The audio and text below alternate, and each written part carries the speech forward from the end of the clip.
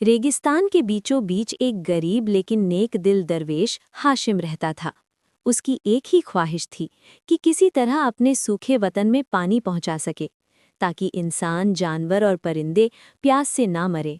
सालों तक इबादत करने के बाद एक रात उसके सामने अचानक एक नन्ही चमकती हुई परी प्रकट हुई।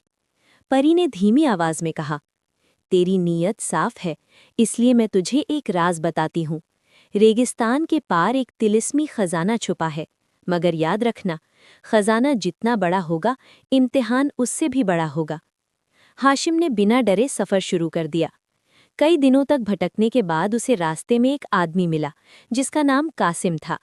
वो मीठी बातें करता था और मदद का वादा करता था, लेकिन उसकी आंखों में लालच साफ दिखता था। उसने कहा, हम दोनों मिलकर खजाना ढूंढेंगे और बराबर बांट लेंगे। दरवेश ने उस पर भरोसा कर लिया। दोनों साथ चल पड़े। कई दिनों की यात्रा के बाद वे एक अजीब जगह पहुंचे, जहां हवा में तैरता हुआ एक महल दिखाई दिया। दरवेश ने दुआ पढ़ी तो महल के दरवाजे अपने आप खुल गए।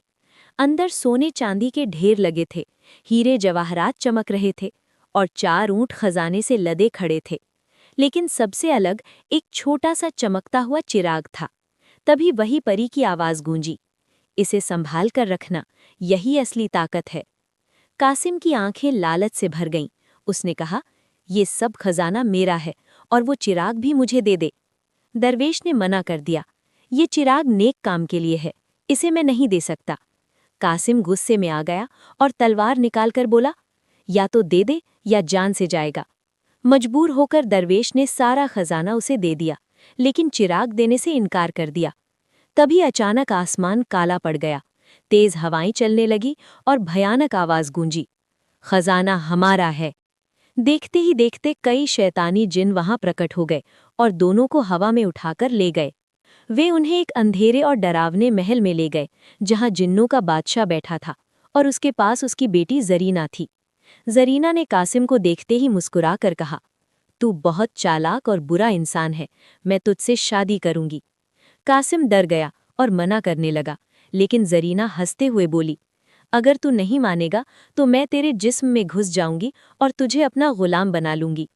इधर दरवेश ने चुपके से चिराग निकाला और धीरे से बोला, ए चिराग की परी, मेरी मदद कर।